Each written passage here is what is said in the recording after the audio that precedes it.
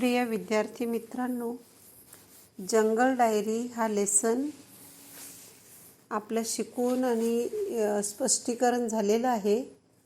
आता आपण त्याची कृती पाहणार आहोत, परंतु थोडक्यात मी या पाठाबद्दल परत एकदा तुमच्या पुढे स्पष्टीकरण देते. प्रसिद्ध वन्यजीवन संशोधक, लेखक आणि छायाचित्रकार त्यांनी गेल्या 25 वर्षापासून ताडोबा अंधारी व्याघ्र प्रकल्पमध्ये वाघाचा अभ्यास केलेला आहे. राजस्थान, पश्चिम बंगाल, उत्तराखंड आणि गुजरातमधील अनेक उत्कृष्ट जंगलांना त्यांनी भेटी दिलेल्या आहेत. त्यांची वाघ, मृगकथा, नवरंगाचं घरटं, अरण्याचे अंतरंग, महाराष्ट्रातील वन्यजीवन, ताडोबा वाघांचे जंगल, जंगलाची डायरी, मार्झर कथा ही वन्यजीवनविषयक पुस्तके प्रसिद्ध आहेत. लेखकाची जी अनेक पुस्तकं प्रसिद्ध आहेत त्या पुस्तकांची ही नावं आहेत. प्रस्तुत पाठामध्ये लेखकाने जंगलाच्या डायरीतील काही अनुभव सांगताना जंगलातील प्राण्याचे निरीक्षण करताना आलेल्या चित्तथरारक प्रसंगाचे वर्णन केले आहे. तसेच वाघिणीमध्ये दडलेल्या मातृत्वाचे रोमहर्षक वर्णन आलेले आहे. प्रस्तुत पाठात लेखकाने वाघिणीमध्ये दडलेले मातृत्व तसेच वन्य प्राण्याचे निरीक्षण करत असताना आलेले थरकाप उडवणारे प्रसंग याचं वर्णन केलेलं आहे.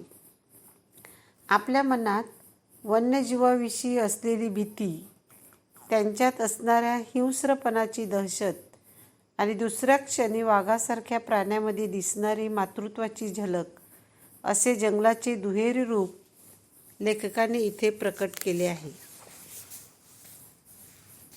तर आपल्याला लेसनचं स्पष्टीकरण झालं आहे, म्हणून मी काही आता लेसनचं वाचन करत नाही, परंतु जे काही कठीण शब्द आहेत त्याची तुम्हाला माहिती देते फक्त, आणि आपण परत कृतीकडे जायचं आहे किंवा आपण स्वमत सोडून घेऊया.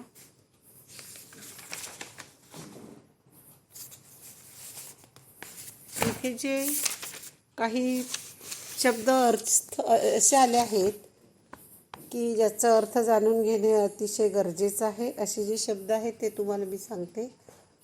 आणि बरेचसे वाक्प्रचार आलेले आहेत, ते वाक्प्रचारही आपण सोडवू नंतर. तर ताडोबा अंधारी व्याघ्र प्रकल्प म्हणजेच ताडोबा येथील अभयारण्यातील वाघ सुरक्षा प्रकल्प. नंतर आले पहिल्याच सेंटेन्समध्ये कोळसा परिक्षेत्र. हे तुम्हाला मी स्पष्टीकरणात शिकवलेलं आहे, तरी पण परत एकदा लक्ष देऊन ऐका. कोळसा परिक्षेत्र म्हणजे ताडोबा अभयारण्यात सुरक्षित क्षेत्र. विश्रामगृह म्हणजे सरकारी निवासस्थान. वनरक्षक म्हणजे वनाचे रक्षण करणारा अधिकारी. बिबळा वाघाची एक जात, अंगावर पिवळे पट्टे असणारा वाघ. तेंदू एक प्रकारचा वृक्ष आहे. वन्य प्राणी म्हणजे जंगलातील पशु, जंगली जनावरं. पानगळ म्हणजे शिशिर ऋतू, झाडांची पाने गळतात, त्याला पतझड म्हणतात. पाणवठा म्हणजे नैसर्गिक पाण्याचा साठा. जांभळीचे झुडूप, जांभळीच्या झाडांचा समूह. सांबर म्हणजे हरिणाची एक जात. रानगवा वाघिणीने शिकार करून आणली होती. कदाचित रानगवा, नीलगाय, रानडुक्कर असावे असं लेखक सांगतायत. तर रानगवा म्हणजे रानातील रेडा. नीलगाय म्हणजे जंगली गाय. रानडुक्कर म्हणजे जंगली डुक्कर. बांबूची गंजी म्हणजे वाळलेल्या बांबूंचा समूह. रानकुत्री म्हणजे जंगली कुत्रे. नंतर आपल्याला वाक्प्रचार बघायचे आहेत. वाक्प्रचार व त्यांचा अर्थ ते आपण सेकंड याच्यात बघूया. तोपर्यंत आपण स्वमत सोडूया अगोदर. लेखकाला वाघिणीतील आईची झलक जाणवली.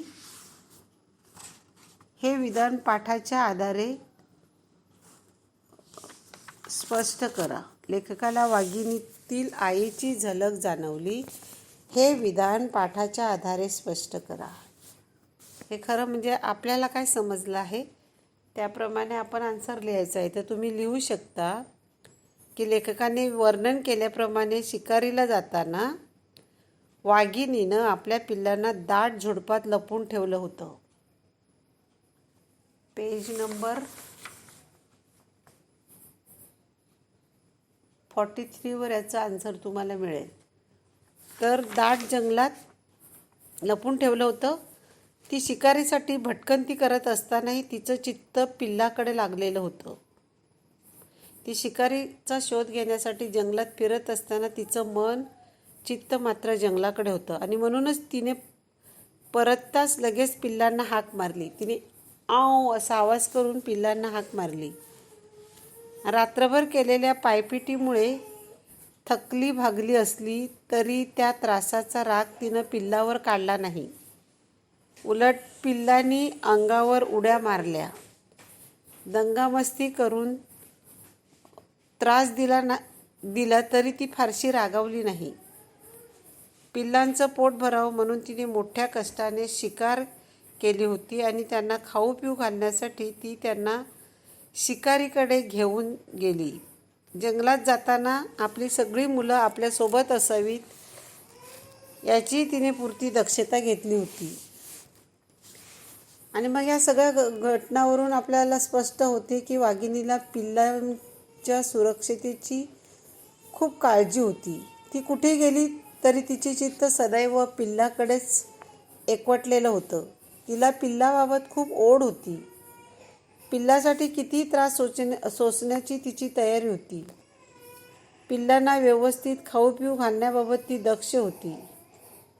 एखादी प्रेमळ दक्ष कर्तव्यपर आई आपल्या बाळाचं जसं संगोपन करते, फॉर एक्झाम्पल आपल्या आईने जसं आपलं संगोपन केलेलं आहे, आपल्याला सांभाळलेलं आहे, तसंच ती वाघीण आपल्या पिल्लाची संगोपन करत होती. त्यामुळेच लेखकाला त्या वाघिणीतला एक सर्व गुणसंपन्न आई दिसली. त्या वाघिणीमध्ये लेखकाला एक सर्व गुणसंपन्न आई दिसली. आई कशी असावी याची झलक लेखकाला त्या वाघिणीच्या आचरणातून दिसली. अशा प्रकारे हे स्पष्टीकरण आहे. काय झलक दिसली हे तुम्ही लिहायचं आहे.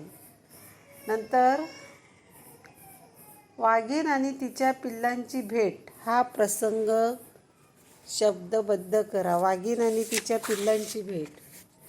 तर आई आणि मुलांचे प्रेम अवर्णनीय असते. आई मुलांपासून दूर गेली तर मुले तिची उत्कंठतेने वाट पाहत असतात.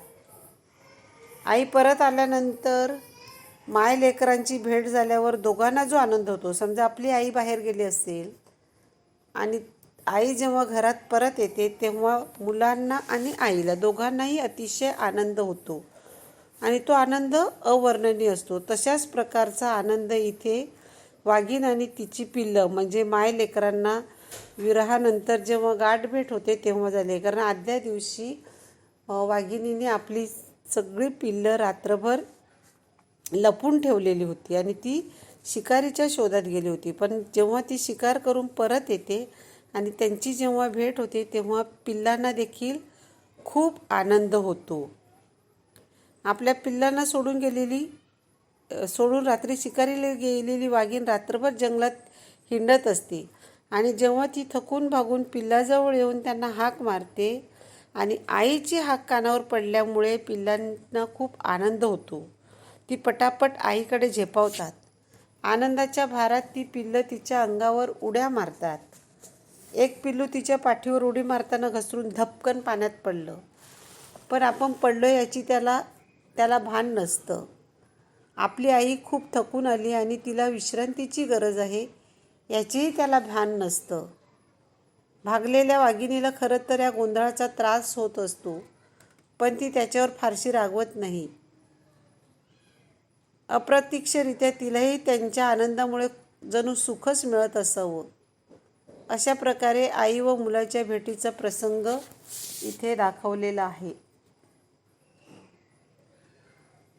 नंतर लिहिलं आहे, डायरी लिहिणे हा छंद प्रत्येकाने जोपासावा. याबद्दल तुमचं काय मत आहे ते लिहा. खरं पाहिलं तर छंद असणे खूप गरजेचं आहे. आपल्याला वाचनाचा, चित्रकलेचा, गायनाचा निरनिराळे छंद प्रत्येकाला असू शकतात आणि या छंदामुळे मनाला एक विशिष्ट प्रकारचा आनंद मिळत असतो. तसंच डायरी लिहिणे हे देखील छंद प्रकार आहे.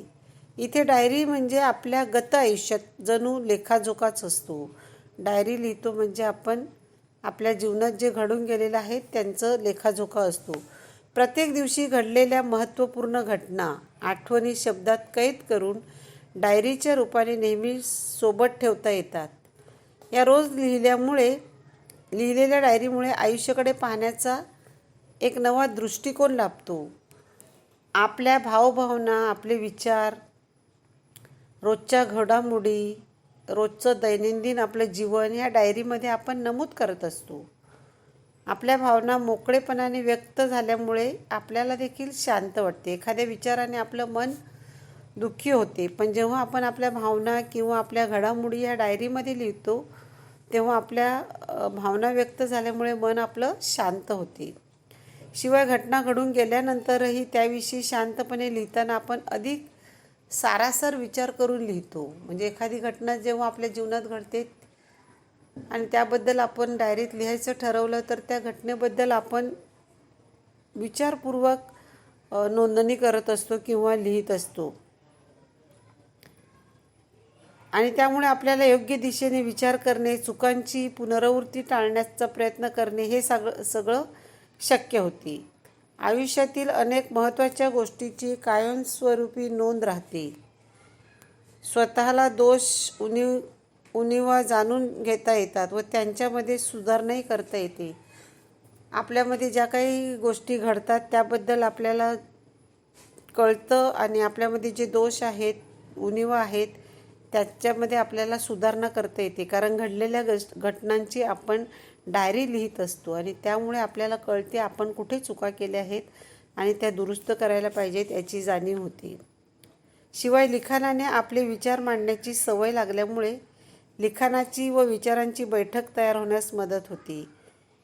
त्यामुळे छंद म्हणून या गोष्टीची जोपासना प्रत्येकाने करावी असं लेखक सांगतात. अशा प्रकारे आपण आपलं स्वमत लिहायचं आहे.